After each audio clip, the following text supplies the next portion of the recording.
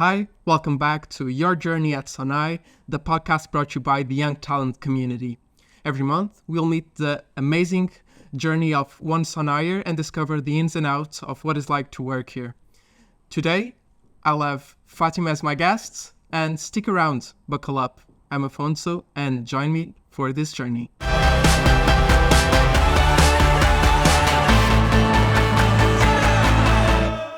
Hi, Fátima. Hi, Afonso. How are you? Great to have you here. So, to start our conversation, I think the must to start is how your background is from management and how you landed on the IT sector. How did that go? Did you feel like an outsider? No, I never felt like an outsider. To be honest with you, it wasn't planned to end up like this. I remember my teen and academic times, and I never thought that I was in tech company or a tech department or even have a tech career.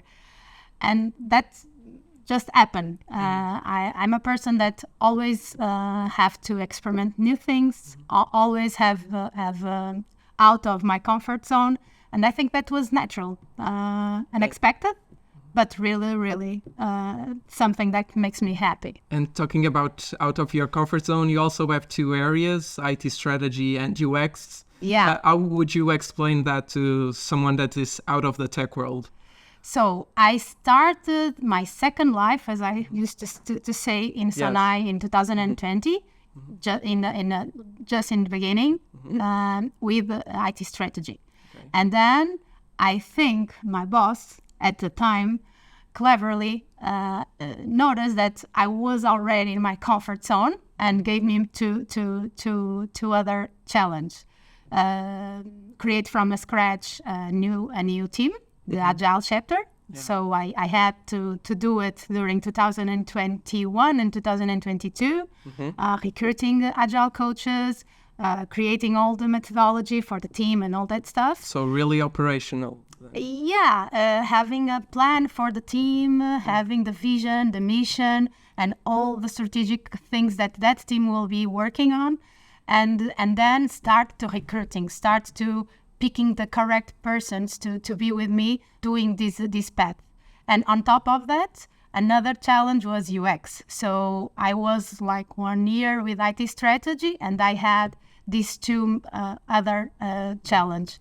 So I think at the time was the cherry that I needed, because I started to feel like, okay, this is like start to be a routine. It's never a routine, but start to be like something like you already structured, you already had everything in place.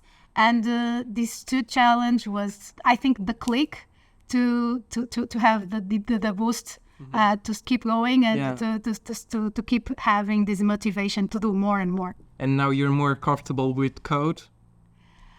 Actually, I was coding more at the past that now, yeah. That's interesting. Why? Yeah, because in my first life in Sonae, as I say, I had a business intelligence team, and at the time it was like data heavy, really analytical. Yeah, really analytical, and we need to have some queries, some routines, and all that stuff to create a database. And at the time, I thought I had to learn how to code, and that was really significant for the role of the team and the importance.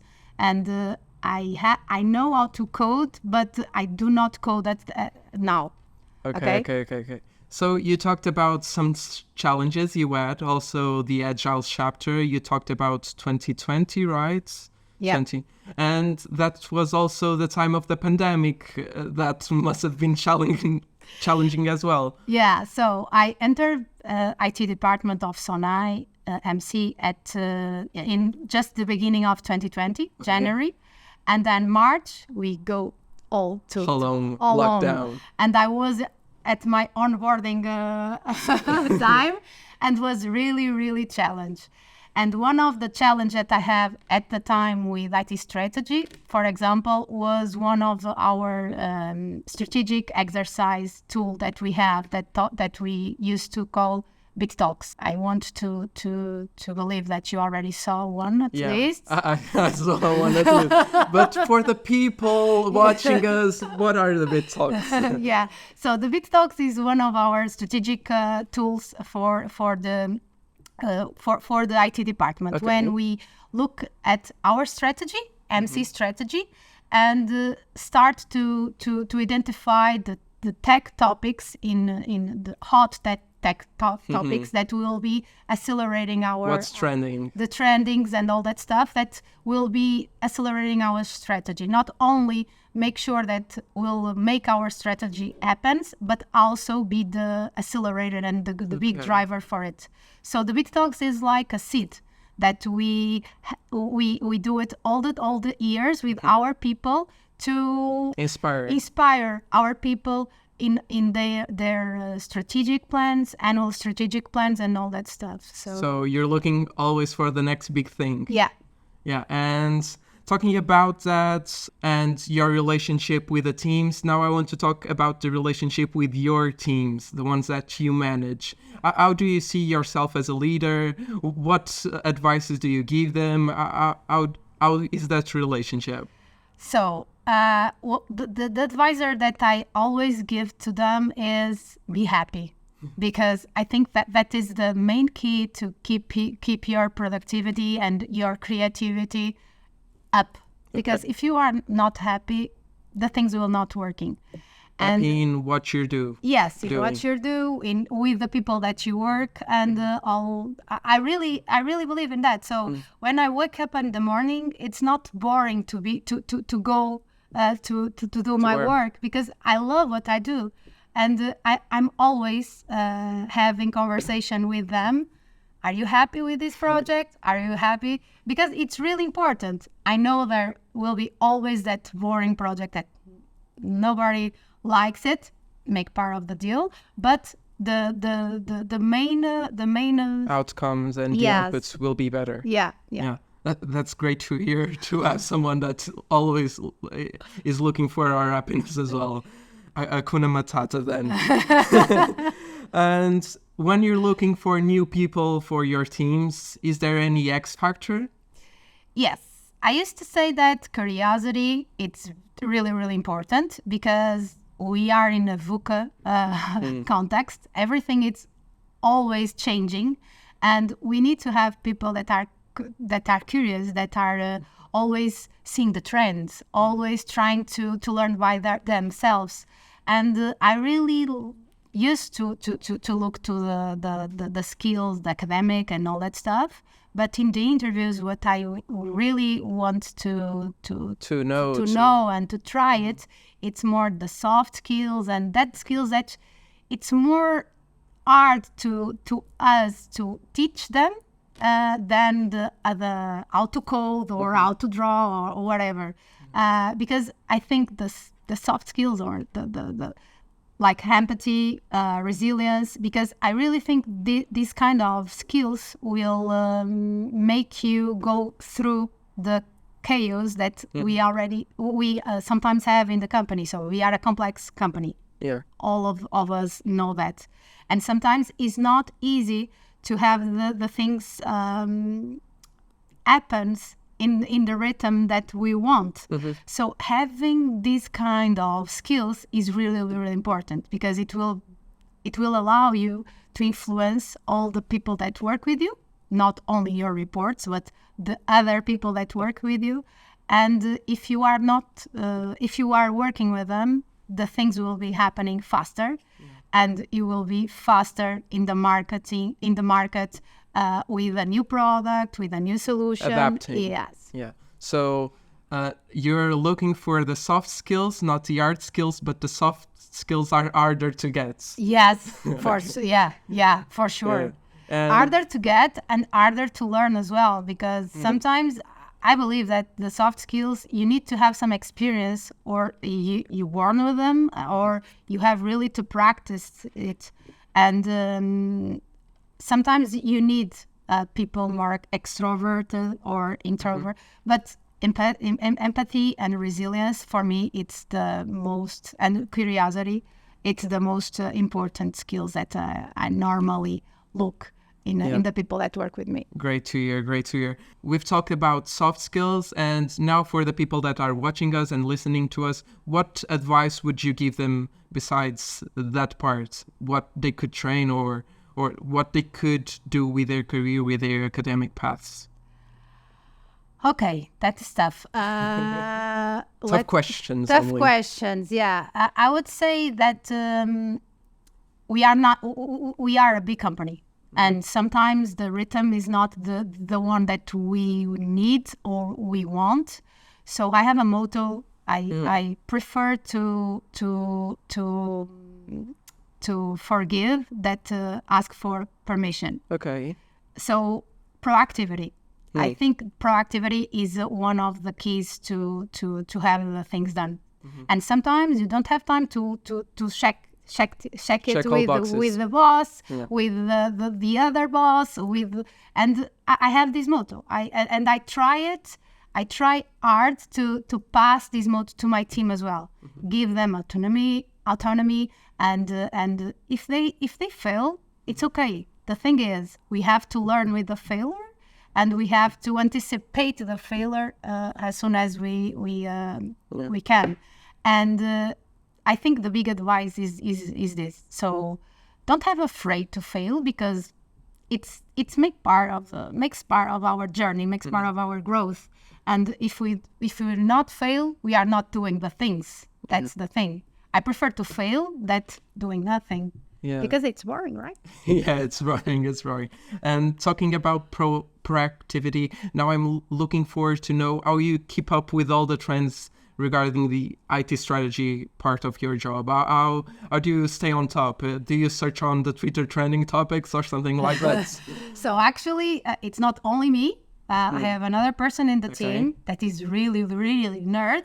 And it's great to have him, Carlos. But yes, we have to look into a various source of data. We look into Twitter, we look into LinkedIn, we look into sites, specific sites of tech communities.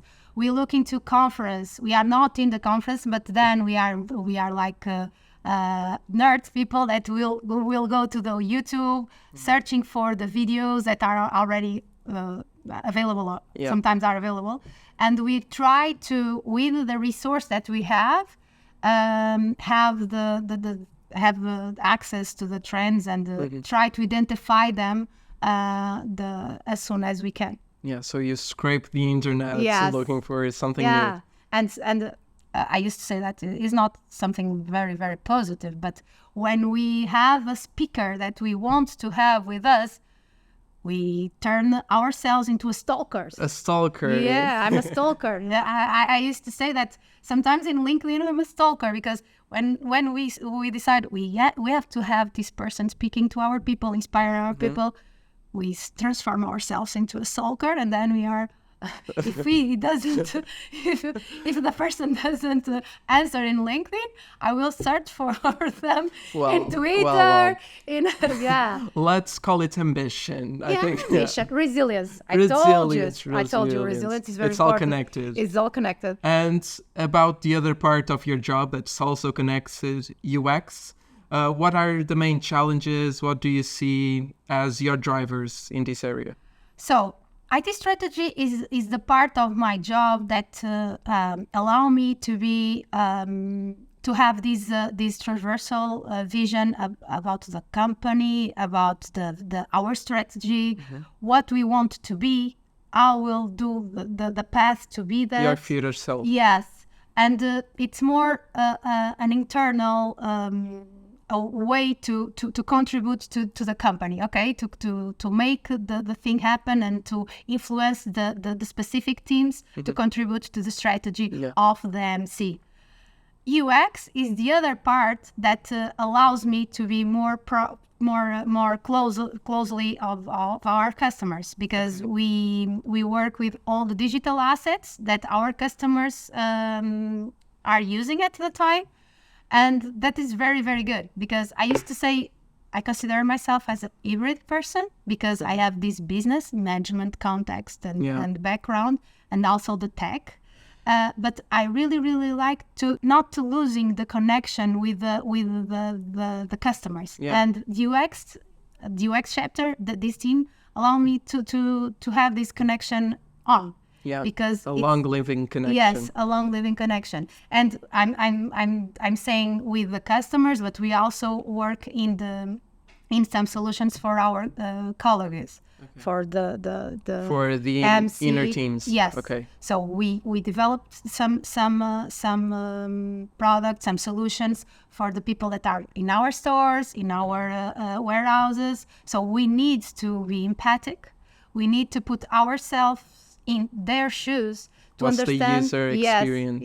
Yes. To make sure that we are delivering the best solution for them to work in case of our colleagues, and for our customers, for them to buy more, to be more connected with us, and to have a stronger relations with our customers. Yeah. And now, just to end our conversation, I would also ask you very quickly, very shortly, if you could name one or two mega new trends that are coming, what do you would say? Yeah, that is a little bit biased because we had a bit talks like 2 days ago, but I would say generative AI because we had a bit talks like 2 days ago about the topic, and really we have a huge path to do it on this topic. The topic is huge, and we need to be on the track to do it. The first movers, to be pioneers and to be delivering as the more digital grocery retailer player in the market. So we need it. We really need to be in that trend in specific. So that will be my answer. That's ambition. That's a true ambition. And a vision. And I'm already imagining an avatar in our stores talking with the people. Why not? Why not? We need to start to challenging us. Tips for the future then. Yeah. And now to really wrap up our conversation, I have a challenge for you. Oops. Okay. So it's quick fire questions. Okay. So short answers only to this kind of off topic questions, okay? Okay. I'll start out with the name of your cats. Oh, I have a cat for 1 week at home, and his name is Chico Yoda. I will explain. It was the ones that choose the name was my children. So one chose Chico, and the other one chose Yoda. So Chico Yoda is the name of my cat. Yeah. And I used to say Chico was the best name that he could have because he always doing a chiqueiro. Like we say in Portuguese. It's not a translation. A lot of noise. Yeah, a lot of noise. Yeah. Yeah. For our international audience, a lot of noise. And now keeping on with the short answers, Sonae is? Opportunity. A music you like? Uprising. Uprising. A book you've read? A book. Oh, that is tough because I used to read a lot of books at the same time, but I used to maybe it's Pray and Love. Okay. Favorite sports? Favorite sports, dance. And the favorite part of your job? Oh, that is very unfair. I like all the things that I do. Yeah. You can say your team. No. The favorite part of my job is my team. Yeah. My team. My people. I'm a people person. I really believe that if you are genuine, if you have genuine relationships with your people, the things will flow. Just will flow.